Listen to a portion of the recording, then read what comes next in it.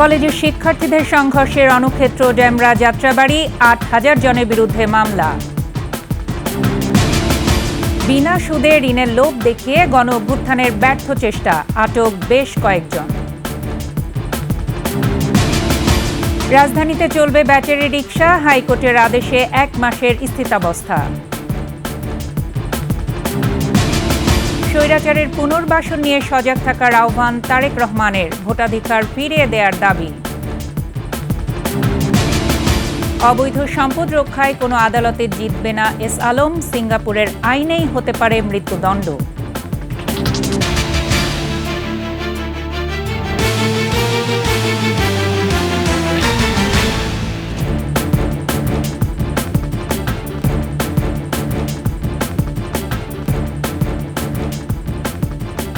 শুনছিলেন সংবাদ শিরোনাম। সন্ধ্যার ২১শে সংবাদে প্রত্যেককে আমন্ত্রণ জানাচ্ছি আমি ফারজানা আখি। দর্শক, ২১শে টেলিভিশনের সংবাদ একই সাথে সরাসরি দেখতে পাবেন আমাদের ফেসবুক পেজ www.facebook.com/2124 অনলাইনে।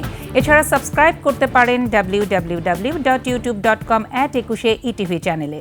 এছাড়া সংবাদে আরও থাকছে: ২১এর কালো দিবস আজ। ২০১৫ সালের এই দিনে ইটিভি দখল করেছিল এস আলম গ্রুপ।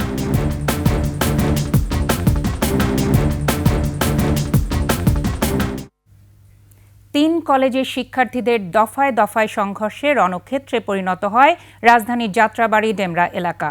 আহত হয় অনেকে, তাদের মধ্যে কয়েকজনের অবস্থা আশঙ্কাজনক। হামলায় ৩ শিক্ষার্থী নিহত হওয়ার দাবিকে অপপ্রচার উল্লেখ করে এ ধরনের কোনো ঘটনা ঘটেনি বলে জানিয়েছে পুলিশ। এর আগে টানা ৩ ঘণ্টা ধরে চলে সংঘর্ষ। পরিস্থিতি নিয়ন্ত্রণে সেনাবাহিনীর পাশাপাশি র্যাব, এপিবিএন ও পুলিশের পর মোতায়েন করা হয় ৬ প্লাটুন বিজিবি। বন্ধ ঘোষণা করা হয়েছে কবি নজরুল ও সোহরাওয়ার্দী কলেজ। এদিকে ভাঙচুর ও গুলি ভর্তি ম্যাগজিন চুরির অভিযোগে বিভিন্ন কলেজের শিক্ষার্থীসহ ৮,০০০ জনের বিরুদ্ধে মামলা করেছে পুলিশ। মাহতাব মিনহাজের রিপোর্ট।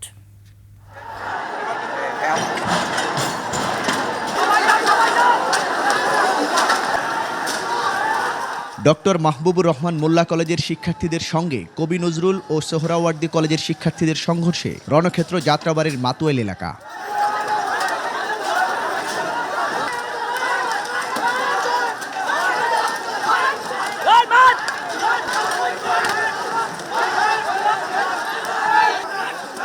টানা ৩ ঘণ্টা ধরে দফায় দফায় চলে সংঘর্ষ।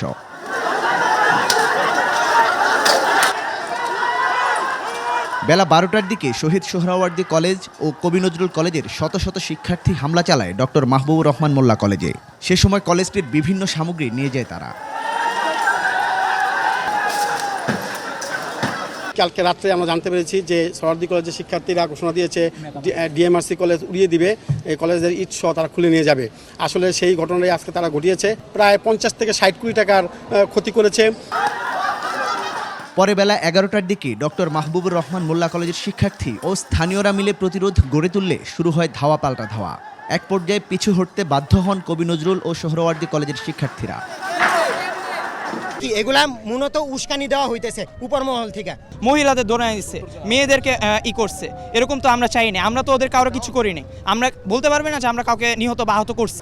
সংঘর্ষের পর পরিস্থিতি স্বাভাবিক হলে ঘটনাস্থলে আসে পুলিশ। সে সময় তাদের উদ্দেশ্য করে ভুয়া ভুয়া স্লোগান দেয় শিক্ষার্থীরা। পরিস্থিতি নিয়ন্ত্রণে সেনাবাহিনীর পাশাপাশি রয়েছে র্যাব, এপিবিএন ও পুলিশের কয়েকশো সদস্য। রোববার ভুল চিকিৎসায় অভিজিৎ হাওলাদার নামে এক শিক্ষার্থীর মৃত্যুর অভিযোগের জের ধরে পুরান ঢাকার ন্যাশনাল মেডিকেল কলেজ ও সোহরাওয়ার্দী কলেজে ব্যাপক ভাঙচুর ও লুটপাট চালায় মাহবুব রহমান মোল্লা কলেজের শিক্ষার্থীরা। মাহতাব মিনহাজ, ২১ টেলিভিশন, ঢাকা। দাবি আদায়ের নামে কথায় কথায় রাস্তায় অবরোধ, হামলা, ভাঙচুর, এটাই যেন রোজকার বিষয়।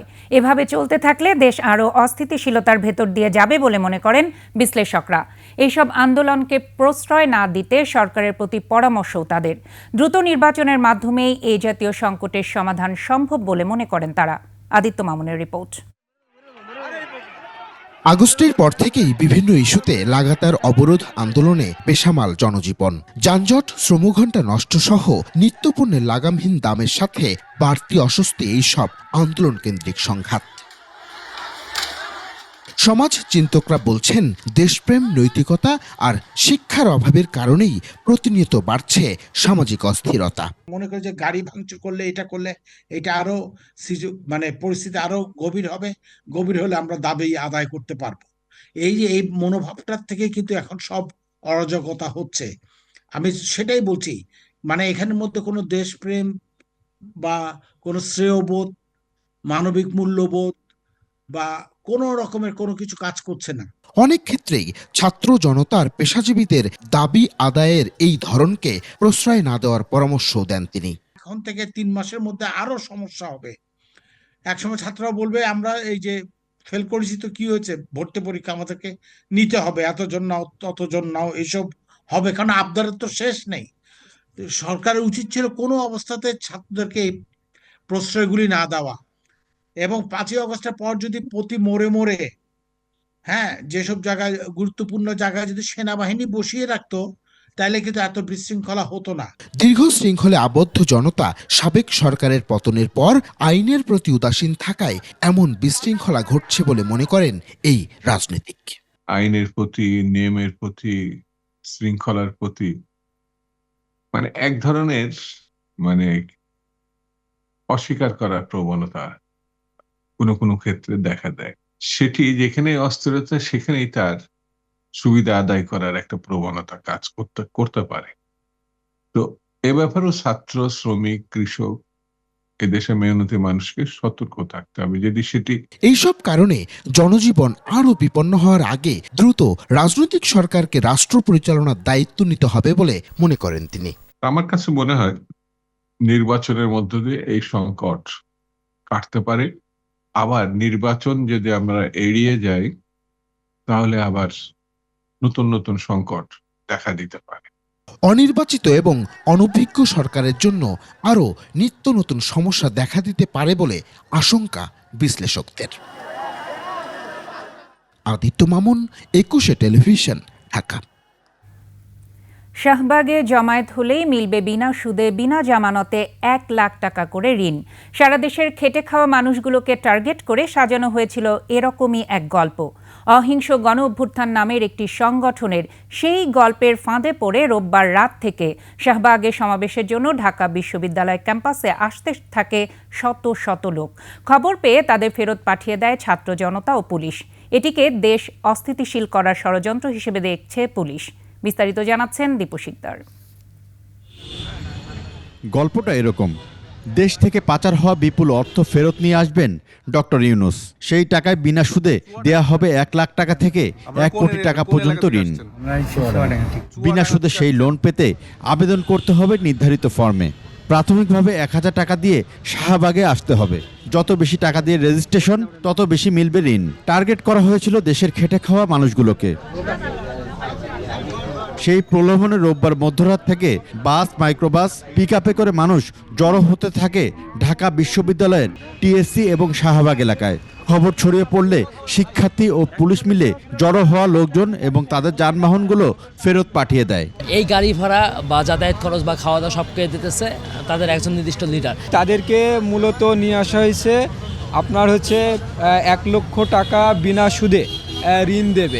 1000 টাকা, 1500 টাকা এরকম পার হেড টাকা দিয়ে সারা দেশ থেকে ঢাকায় তারা লোক আনছে। সেই মানুষকে ভুল বোঝায় তাদেরকে সরাইতে উদ্যান শাহবাগমুখী করে নিয়ে আসছে বিভিন্ন জায়গা থেকে। আসলে এ ধরনের কোনো কার্যক্রম নাই, সরকারিভাবে অনুমোদন নাই বা বিনা সুদে লোন দেওয়ার মতো কোনো কার্যক্রম নাই। শাহবাগে জড়ো হওয়া লোকজনের দাবি, বিনা সুদে ঋণ দেওয়া হবে জেনেই তারা ছুটে এসেছিলেন। সাথে আমার নিয়ে আসছে যে এরকম কি বুঝে টাকা দিব, আইন না কাগজ দিছে যে দেখেন এই আপনাকে সরকারে 1 লাখ টাকা করে লোন দিব। সাধারণ শিক্ষার্থী ও এলাকাবাসী বলছেন, একটি চক্র কৌশলে রাতের আধারে শাহবাগ ও ঢাকা বিশ্ববিদ্যালয় এলাকা সহ বিভিন্ন এলাকা দখলে পায়তারা করেছিল। সে একসাথে 2 গাড়ি ঠিক করছে, বড় ভাই ঠিক করছে। আমাদের বলছে লোন নিবে, এই ব্যাপারে একটা আলোচনা করবে, এই লোক লইছে আর আমাদের দিয়ে আর ভাড়া নিল।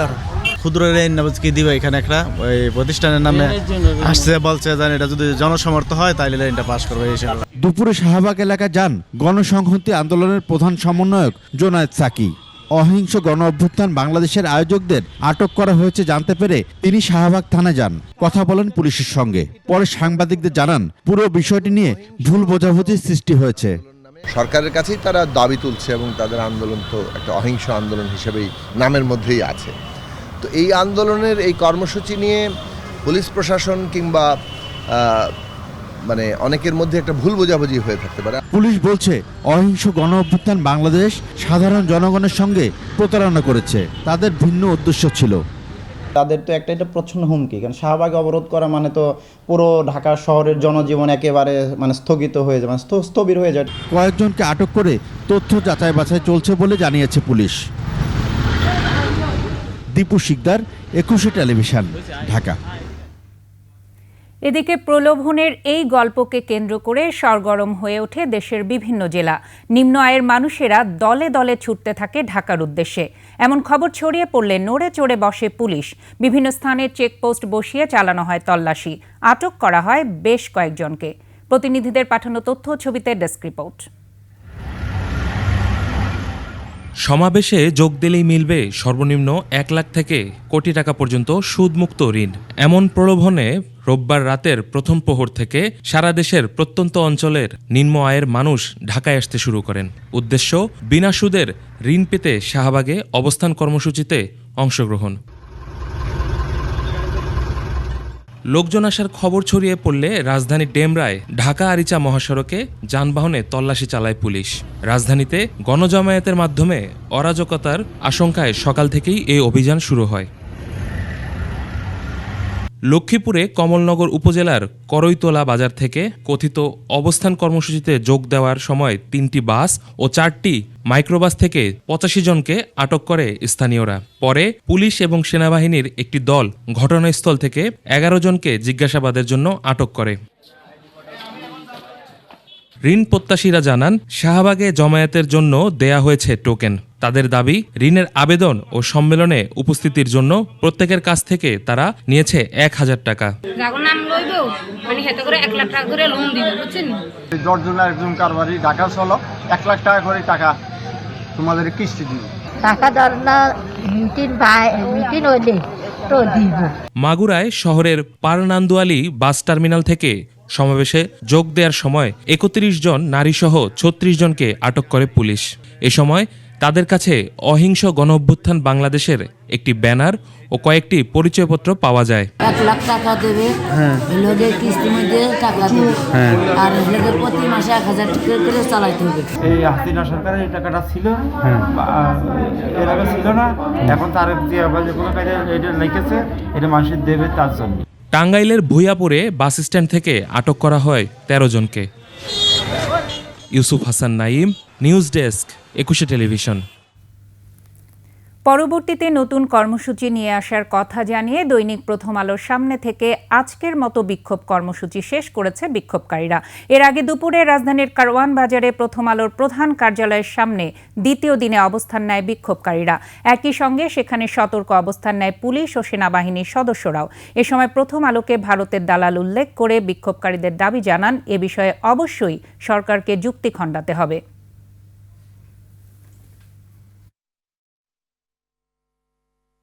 আধিপত্যবাদের দোসর কাউকে চাই না, ইন্ডিয়ার দোসর কাউকে চাই না, সেটা যে কোনোভাবে হতে পারে। যদি আমাদের গভর্নমেন্ট মনে করে এটাকে সংস্কার করবে, it's okay, will talk with them, will dialogue with them how to control this, okay, সেটা হতে পারে। যদি তারা মনে করে যে না, এটার গোড়া থেকেই সমস্যা, তারা আমাদের সাথে কথা বলুক। যদি গোড়া থেকে আমাদের কাছে সমস্যা মনে হয়, তাহলে এটা গোড়া থেকে উপড়ে ফেলে দেওয়া হোক।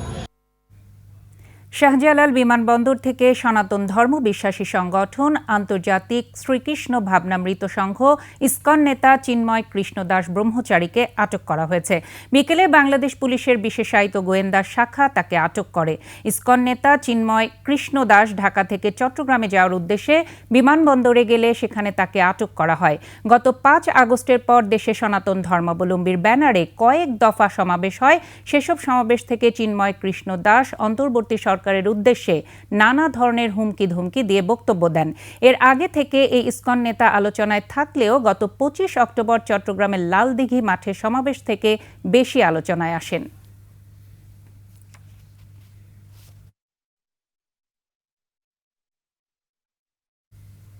পলাতক স্বৈরাচার ও তাদের দোসররা যেন রাজনীতিতে পুনর্বাসিত হতে না পারে সেজন্য সজাগ থাকার আহ্বান জানিয়েছেন বিএনপির ভারপ্রাপ্ত চেয়ারম্যান তারেক রহমান। পলাতকদের অপ্রাসঙ্গিক করতে জনগণের ক্ষমতায়ন জরুরি উল্লেখ করে তিনি বলেন, সংস্কারের পাশাপাশি যৌক্তিক সময়ের মধ্যে অবাধ ও সুষ্ঠু নির্বাচন প্রয়োজন। মাহিলা ইসলামের রিপোর্ট। দীর্ঘদিন পর মুক্ত পরিবেশে পেশাদার সাংবাদিকদের সংগঠন ঢাকা সাংবাদিক ইউনিয়ন ডিইউজের বার্ষিক সাধারণ সভা। জাতীয় প্রেস ক্লাবের সামনে এই আয়োজনের প্রথম পর্বে সাংবাদিক ছাড়াও অংশ নেন বিএনপি সহ বিভিন্ন রাজনৈতিক দলের নেতারা। তাদের ভূমিকা ছিল ভয়েস অব আমেরিকা। পতিত সরকারের সময় দেশের বিভিন্ন সেক্টরের পাশাপাশি গণমাধ্যমকে নিয়ন্ত্রণ করার বিষয়টি উঠে আসে আলোচনায়। চতুর্থ স্তম্ভকে আক্রমণ করেছে, তার আগে কিন্তু প্রথম, দ্বিতীয়, তৃতীয় স্তম্ভ খেয়ে ফেলেছে। ফ্যাসিবাদের যারা দোসর ছিলেন তাদের গণতন্ত্র চর্চা, বাক স্বাধীনতার চর্চা যেহেতু তাদের পছন্দ হয় না। অনুষ্ঠানে লন্ডন থেকে ভার্চুয়ালি যুক্ত হয়ে বিএনপির ভারপ্রাপ্ত চেয়ারম্যান তারেক রহমান দেশের এই ক্রান্তিকালে গণতন্ত্রের পক্ষে সকল শক্তিকে সতর্ক থাকার আহ্বান জানান। অপশক্তি দেশের ভেতরে এবং বাইরে থেকে বাংলাদেশের পক্ষের শক্তির মধ্যে ভুল বোঝাবুঝি সৃষ্টির পায়তারায় লিপ্ত হয়েছেন। তবে সবাই যদি আমরা সতর্ক থাকি, বাংলাদেশের পক্ষের শক্তির মধ্যে ভুল বোঝাবুঝির অবকাশ থাকবে না বলেই আমি দৃঢ়ভাবে বিশ্বাস করি। একটি নির্বাচনের জন্য যেমন অভ্যুত্থান হয়নি, তেমনি দীর্ঘদিন জনগণকে রাজনৈতিক ন্যায্য অধিকার থেকে বঞ্চিত করা হয়েছিল বলে মন্তব্য করেন তারেক রহমান। সংস্কার কার্যক্রম নিয়ে অন্তর্বর্তীকালীন সরকারের সঙ্গে বিএনপির কোনো বিরোধ নেই। সংস্কার আগে নাকি নির্বাচন আগে, যারা এ ধরনের প্রশ্ন তুলে জনমনে বিভ্রান্তি সৃষ্টির অপচেষ্টায় লিপ্ত হয়েছেন, তাদের উদ্দেশ্য কিন্তু ভিন্ন। সুষ্ঠু ভোটের মাধ্যমে রাষ্ট্র ও সমাজে জনগণের রাজনৈতিক অধিকার নিশ্চিত করার তাগিদ দেন বিএনপির ভারপ্রাপ্ত চেয়ারম্যান। দীর্ঘ সময় ধৈর্য ধারণ করে আমাদের বক্তব্য। মাহিলা ইসলাম, 21 টেলিভিশন, ঢাকা।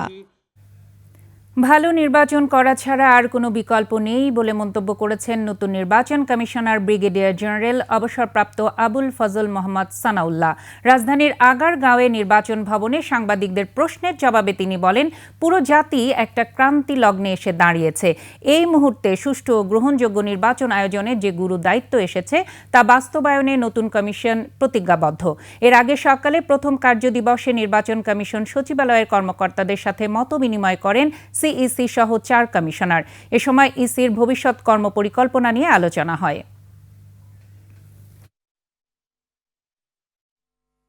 আমরা সমন্বিতভাবে কমিশন মনে করি মোর দ্যান দ্য চ্যালেঞ্জ, আমরা মনে করি এটা একটা অপরচুনিটি।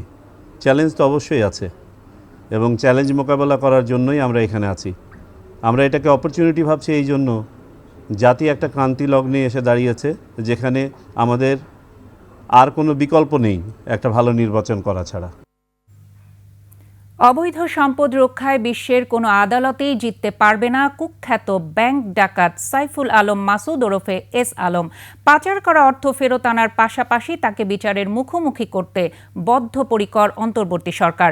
রাষ্ট্রের আইন কর্মকর্তা ও বিশেষজ্ঞরা বলছেন, বাংলাদেশে এই ব্যাংক লুটেরা নিজেকে সিঙ্গাপুরের নাগরিক হিসেবে দাবি করলেও রেহাই পাওয়ার কোনো সুযোগ নেই, বরং কৃত অপরাধের কারণে সিঙ্গাপুরের আইনেই তার মৃত্যুদণ্ডও হতে পারে। সঞ্জয় অধিকারী রিপোর্ট। বাংলাদেশের ব্যাংক খাত থেকে প্রায় 1.5 লাখ কোটি টাকা লুট করে পাচার করা দেশি ডাকাত এস আলম এখন নিজেকে সিঙ্গাপুরের বিনিয়োগকারী দাবি করছেন। বাংলাদেশে থাকা তার অবশিষ্ট সম্পদ রক্ষায় আন্তর্জাতিক আদালতে মামলারও হুমকি ধামকি দিচ্ছেন তিনি। এস আলমের এমন ঔদ্ধত্যে উৎসাহ যোগাচ্ছে তার প্রতি হাসিনা সরকারের নজিরবিহীন আনুকূল্য। জানা যায়, দেশের ব্যাংকিং খাতে আধিপত্য প্রতিষ্ঠার পর 2022 সালের 10 অক্টোবর বাংলাদেশি পাসপোর্ট প্রত্যাহার করেন এস আলম, তার স্ত্রী ফারজানা পারভিন এবং তাদের 3 ছেলে আহসানুল আলম, আশরাফুল আলম ও আসাদুল আলম মাহির। একই দিন বিদেশি নাগরিক হিসেবে বাংলাদেশে স্থায়ী বসবাসের পার্মানেন্ট রেসিডেন্সিয়াল বা পিআর পায় এস আলম পরিবার। শেখ হাসিনার নির্দেশে এসব সুবিধা দিয়েছিল তৎকালীন স্বরাষ্ট্র মন্ত্রণালয়। রাষ্ট্রের আইন কর্মকর্তারা বলছেন, সিঙ্গাপুরের নাগরিক দাবি করে এস আলম তার অবৈধ সম্পদ রক্ষায় আন্তর্জাতিক আদালতে যাওয়ার যে হুমকি দিচ্ছেন তা ডুবন্ত অবস্থায় খড়কুটো ধরে বাঁচার চেষ্টা মাত্র।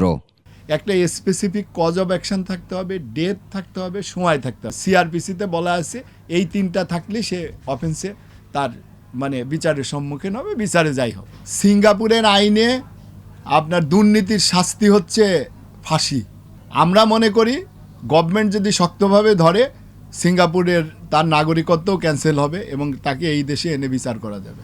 তবে এস আলমের মতো মাফিয়াদের বিরুদ্ধে লড়াইয়ে যথেষ্ট প্রস্তুতি থাকা জরুরি বলছেন বিশেষজ্ঞরা। যাদের বিরুদ্ধে এখানে লড়াইটা হচ্ছে তারা কিন্তু একটা বড় ক্ষমতাশালী এবং একটা বিরাট অঙ্কের অর্থের মালিক, ফলে তার রাজনৈতিক, সামাজিক এবং আর্থিক যেই ক্ষমতা আছে সেইটাকে মোকাবেলা করার জন্য রাষ্ট্রকেও একই রকমভাবে পেশাদারি ভিত্তিতে প্রস্তুত হতে হবে।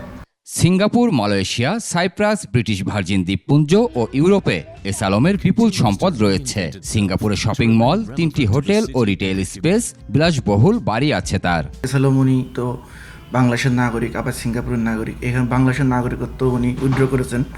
এখন আইনের জটিলতার মাধ্যমে ওনাকে তো আমাদের আগেই প্রমাণ করতে হবে যে উনি আমাদের বাংলাদেশের নাগরিক, তারপরে আমাদের আদালত ব্যবস্থা নিতে পারবে। পাচারের বিষয়ে শুধুমাত্র যত ব্যবসায়ের হাত সেটা না, এখানে শুরু থেকে শেষ পর্যায় পর্যন্ত সকলের হাত আছে।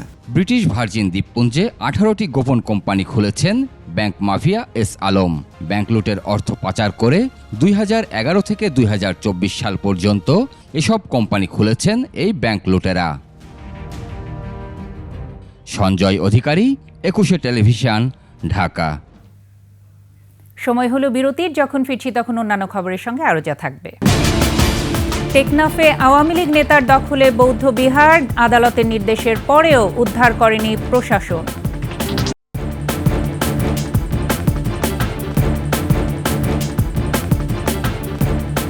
দেখছেন সন্ধ্যার 21 সংবাদ। 25 নভেম্বর গণমাধ্যম জগতের একটি কালো দিন। শেখ হাসিনার নির্দেশে আওয়ামী লীগ নেতাদের যোগ সাজশে রাষ্ট্রযন্ত্র ব্যবহার করে এস আলম গ্রুপ এদিন দখল করেছিল দেশের শীর্ষ গণমাধ্যম 21 টেলিভিশন। দখলের পর 9 বছরে তিলে তিলে ধ্বংসের দ্বার প্রান্তে নিয়ে যায় ইটিভিকে। শুধু তাই নয়, 21-এর পরিস্থিতির ভয় দেখিয়ে অন্যান্য গণমাধ্যমকেও চাপে রেখেছিল গত সরকার। 5 আগস্টের পর আবারও মুক্তির স্বাদ পায় 21-এ। নতুন আঙ্গিকে আবারও ফিরছে শুভ পরিবর্তনের ধারায়। 21-এর আবারও মাথা উঁচু করে দাঁড়ানোর প্রত্যয় জানালেন 21 টেলিভিশনের চেয়ারম্যান ও সিইও আব্দুস সালাম। মানিক শিকদারের প্রতিবেদন।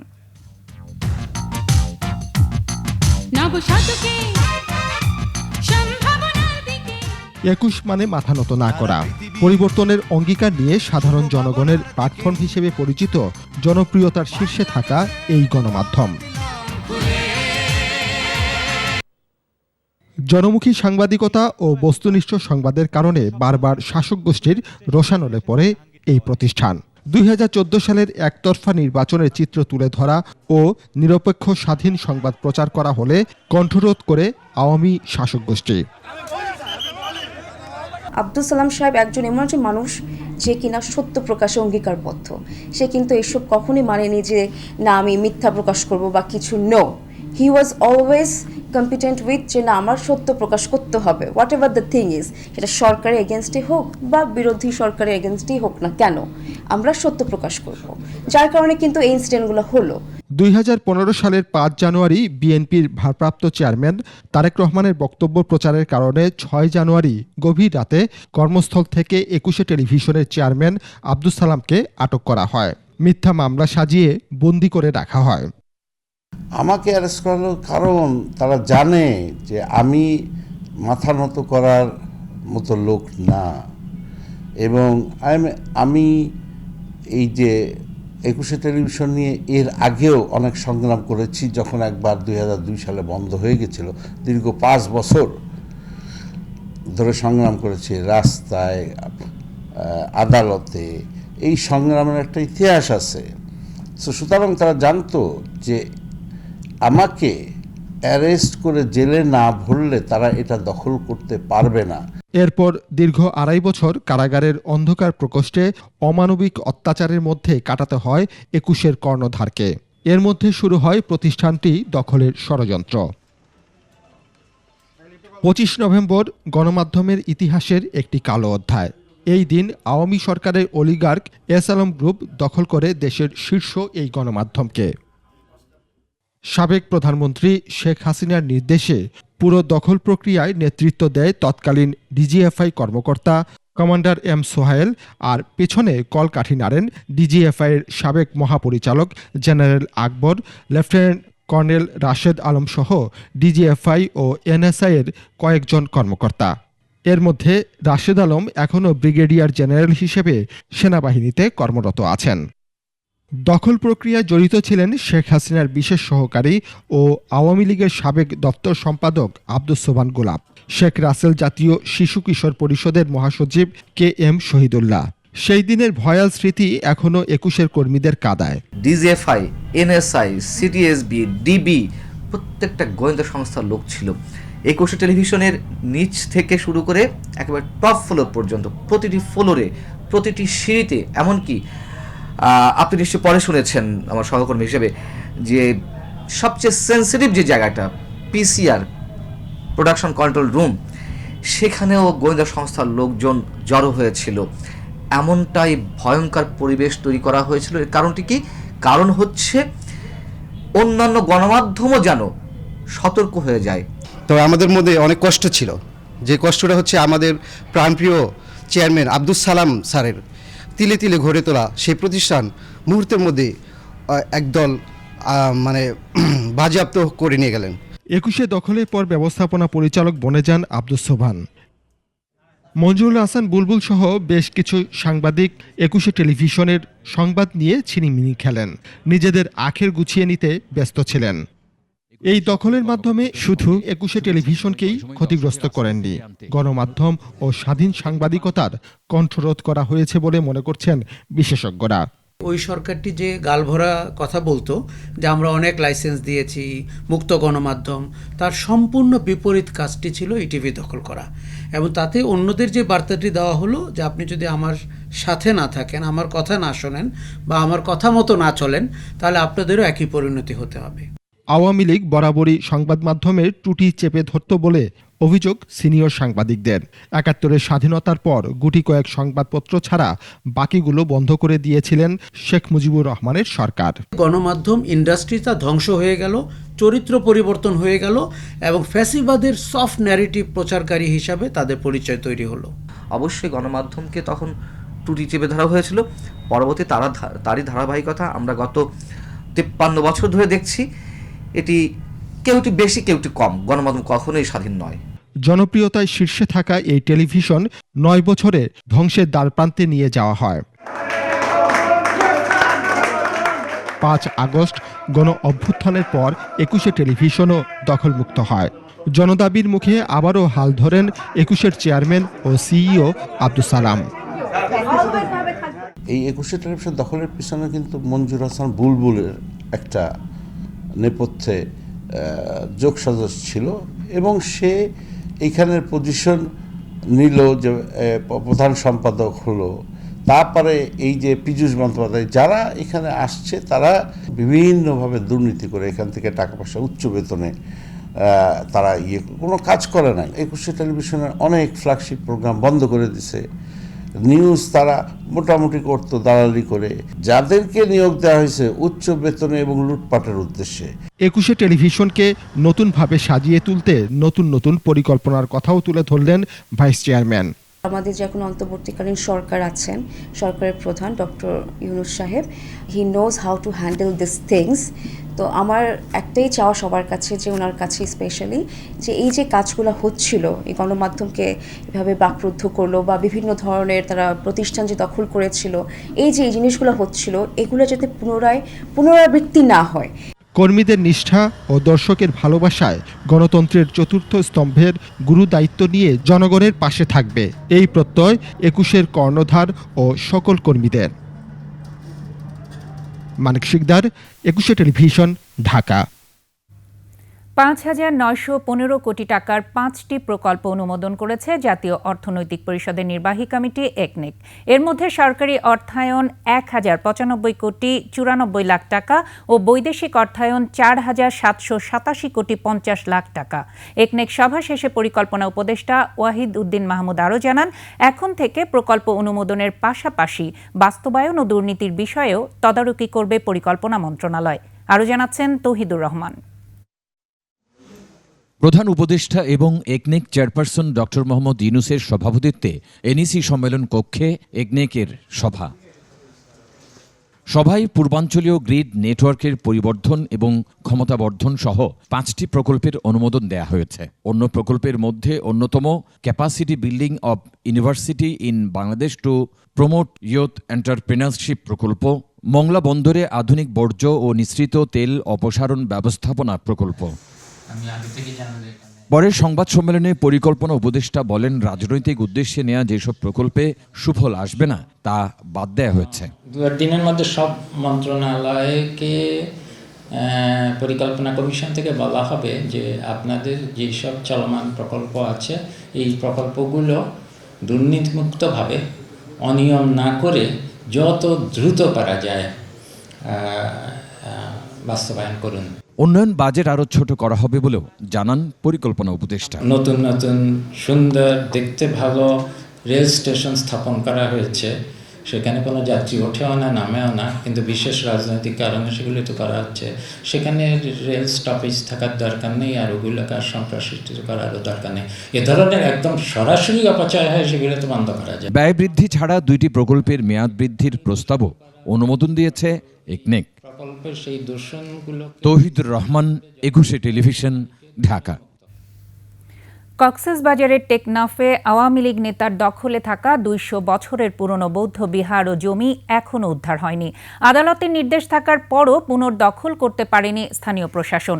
দখলকারীরা প্রভাবশালী হওয়ায় এতদিন মুখ খোলার সাহস পায়নি বৌদ্ধ সম্প্রদায়ের মানুষ। কক্সবাজার প্রতিনিধি আব্দুল আজিজের তথ্য ছবিতে ডেস্ক রিপোর্ট।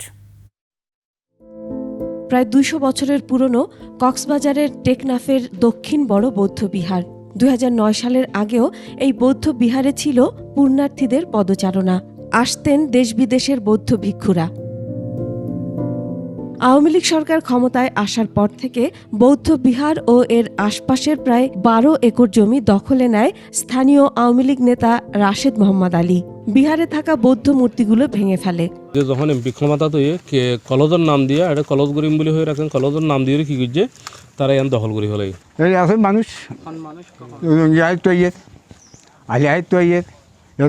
বাঙালি তো সব মানুষ আইয়ে রে লুটপাট করে। আমাদের কোনো ধরনের হস্তক্ষেপ জানা নাই, আমরা সবসময় সহযোগিতা করছি, এই জিনিসটা ঠিক আর জন্য। বৌদ্ধ সম্প্রদায়ের লোকজন বলছেন, আওয়ামী লীগ সরকারের আমলে জায়গাটি পুনরুদ্ধারের চেষ্টা করেও ব্যর্থ হয়েছেন। আদালতের আদেশ থাকার পরও প্রশাসন কোনো ব্যবস্থা নেয়নি। সীমা ঘরের এই বুদ্ধ মূর্তি এবং গৌতম বুদ্ধের মূর্তির যা অবস্থাটা দেখতে পেয়েছি আজকে, সেটা খুবই নাজুক। কোর্টের থেকে আদেশ, এটা জেলা প্রশাসক মহোদয় থেকে আদেশ আসার পরও উপজেলা প্রশাসন কেন কার্যকরী পদক্ষেপ নিচ্ছে না, কিন্তু আমার বোধগম্য হচ্ছে না। বৌদ্ধ বিহার ও দখলে থাকা এলাকা পরিদর্শন করেছেন মানবাধিকার কর্মী, বিশ্ববিদ্যালয় শিক্ষক ও কক্সবাজারের বিভিন্ন সামাজিক সংগঠনের প্রতিনিধিরা। তারা বলছেন, দখলদাররা প্রাচীন বৌদ্ধ বিহারের চিহ্নটুকুও রাখেননি। এটা নিয়ে বহুদিন ধরে আমরা লেগে আছি, আন্দোলন সংগ্রাম করছি। আমরা যখন প্রথমবার আসছিলাম, এই মোহাম্মদ আলীর ছেলেরা আমাদের থাকা অবস্থাতেই এখানে গ্রেনেড ফাটিয়েছে। 4 বছরে আমরা যে কাগজপত্র এখন আপডেটেড পেয়েছি, সেখানে ডিসি সাহেব এখানকার টিওনোকে, উপজেলা নির্বাহী অফিসার মহোদয়কে নির্দেশনা দিলেন। 1 মাস হয়ে গেল, কোনো উদ্যোগ এখানকার টিওনো মহোদয় যে নিলেন না, এটা কিন্তু ডিসির আদেশকে এবং কোর্টের আদেশকে অমান্য করা। দখলদার নাকি এখান থেকে পালিয়ে গেছে। আমরা মনে করছি এই সরকারের সময়ে এটা দখলমুক্ত করার একটা সুযোগ হয়েছে। অভিযুক্ত আওয়ামী লীগ নেতা রাশেদ মোহাম্মদ আলী পলাতক থাকায় এ ব্যাপারে তার বক্তব্য নেওয়া সম্ভব হয়নি। জেলা প্রশাসকও বক্তব্য দিতে রাজি হয়নি। Masum আলিসা, desk report, 21 television. আবারও বিরতি, যখন ফিরছি তখন অন্যান্য খবরের সঙ্গে আরও যা থাকবে। আদানি ইস্যুতে ভারতের পার্লামেন্টে হট্টগোল, 2 কক্ষে অধিবেশন মুলতবি।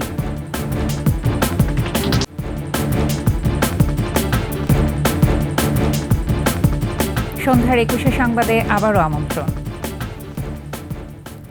ঢাকা মহানগর এলাকায় 3 দিনের মধ্যে ব্যাটারি রিকশা চলাচল বন্ধে হাইকোর্টের আদেশের উপর 1 মাসের জন্য স্থিতাবস্থা দিয়েছেন চেম্বার জজ আদালত। এর ফলে আপাতত ব্যাটারি রিকশা চলাচলে আইনি বাধা নেই। এ বিষয়ে সরকারের সাথে কথা বলে একটি আইন করা হবে বলে জানিয়েছে রাষ্ট্রপক্ষ। শাকের আরজু রিপোর্ট। গত কয়েকদিনের মতো সোমবার সকালে হাইকোর্টের আদেশের বিরুদ্ধে রাস্তায় নামে ব্যাটারি চালিত রিকশা চালকরা। আগে যেভাবে গাড়ি চালাতাম ঠিক তেমন ভাবেই গাড়ি চালাবো, কিন্তু আমরা একটু সতর্ক হয়ে চালাবো। সাইড থেকে গাড়ি দেখে আপনারা ওভারটেকটা করবেন। প্রশাসনের আশ্বাসে দুপুরে রাস্তা ছেড়ে দেন তারা। লাগাতার আন্দোলনের মুখে আদেশের বিরুদ্ধে আপিল করে রাষ্ট্রপক্ষ। সোমবার চেম্বার আদালতে শুনানি হয়। শুনানিতে ব্যাটারি চালিত রিকশা চালকদের জীবিকার বিষয়টি তুলে ধরেন রাষ্ট্রপক্ষ।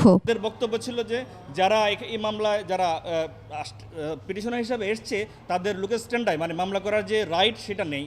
প্লাস এটা একটা গভর্নমেন্টের পলিসি ম্যাটার, গভর্নমেন্টের পলিসি ম্যাটারে কোর্ট ইন্টারফেয়ার করা উচিত নয় বলে আমরা বলেছি এবং আমরা সেখানে স্টে চেয়েছি। শুনানি শেষে হাইকোর্টের আদেশের ওপর স্থিতাবস্থা জারি করেন। পাশাপাশি রুল জারি করতেও নির্দেশ দেন হাইকোর্ট। স্থিতাবস্থা বজায় রেখেছেন, যেটির মানে হচ্ছে যারা এখন বিদ্যমান ঢাকায় ব্যাটারি চালিত রিকশা চালাচ্ছেন বা চলছে, এই রিকশাগুলো চলাচলে কোনো বাধা নেই। ব্যাটারি চালিত রিকশা কারণে আমাদের জনজীবন কিভাবে ব্যাহত হচ্ছে, অ্যাট দ্য সেম টাইম আমি এটাও বলেছি যে যারা এই ব্যাটারি চালিত রিকশার উপরে জীবন নির্বাহ করেন তাদের বিষয়টিও আমাদেরকে অত্যন্ত মানবিকভাবে দেখতে হবে। সড়কে ব্যাটারি চালিত রিকশা চলবে, কিন্তু সেক্ষেত্রে সরকারের সাথে পরামর্শ করে একটি আইন করার কথা জানান অ্যাটর্নি জেনারেল। তো হঠাৎ করে বন্ধ করে দিলে অনেকেই ক্ষতিগ্রস্ত হবেন, অনেক ফ্যামিলি ক্ষতিগ্রস্ত হবেন বলে মাননীয় অ্যাটর্নি জেনারেল উনি বক্তব্য রেখেছেন মাননীয় আদালতের সামনে এবং আদালত তখন সন্তুষ্ট হয়ে 1 মাসের স্থিতাবস্থা দিয়েছেন। তার প্রেক্ষিতে কনসার্ন যে কোর্ট রুল ইস্যু করেছিল সেই কোর্টকে নির্দেশনা দিয়েছেন এটার জন্য দ্রুত শুনানির ব্যবস্থা নেন। এছাড়াও ডিএমপি সদর দপ্তরে ব্যাটারি চালিত autorickshaw, auto van, easy bike চালক ও ইউনিয়নের নেতাদের সঙ্গে বৈঠক হয়। সে সময় ডিএমপির কমিশনার শেখ সাজ্জাদ আলী বলেন, রিকশা ভ্যানে কোনো চাঁদাবাজি সহ্য করা হবে না। শাকের আরজু, 21 টেলিভিশন, ঢাকা। সোনালী লাইফ ইন্স্যুরেন্স আন্তর্জাতিক সংবাদ।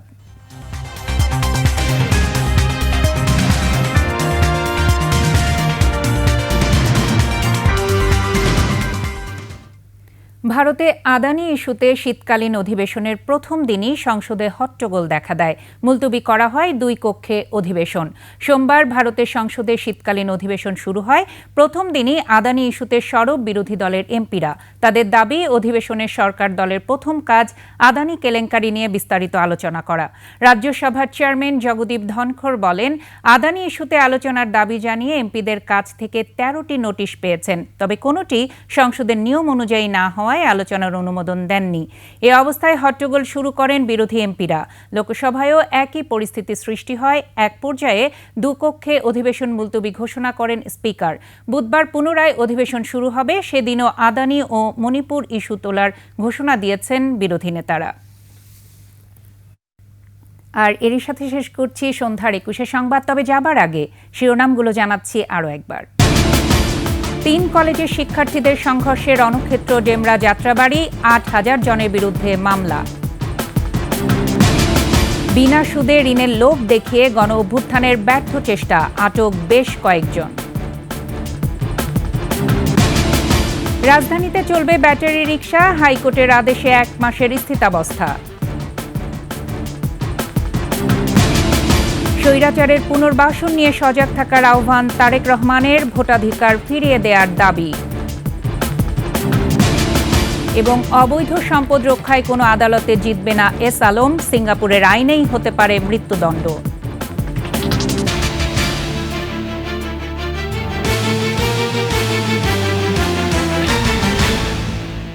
সর্বশেষ সংবাদ জানতে ডায়াল করুন 2024 নম্বরে আর ভিজিট করুন 21-tv.com এই ওয়েবসাইটে। ফেসবুকে ভিজিট করতে পারেন www.facebook.com/2124 অনলাইনে। এছাড়া সাবস্ক্রাইব করতে পারেন www.youtube.com/21etv চ্যানেলে। এতক্ষণ সঙ্গে থাকার জন্য ধন্যবাদ। পরবর্তী সংবাদ রাত 9টায় দেখার আমন্ত্রণ রইল। 21-এর সাথেই থাকুন।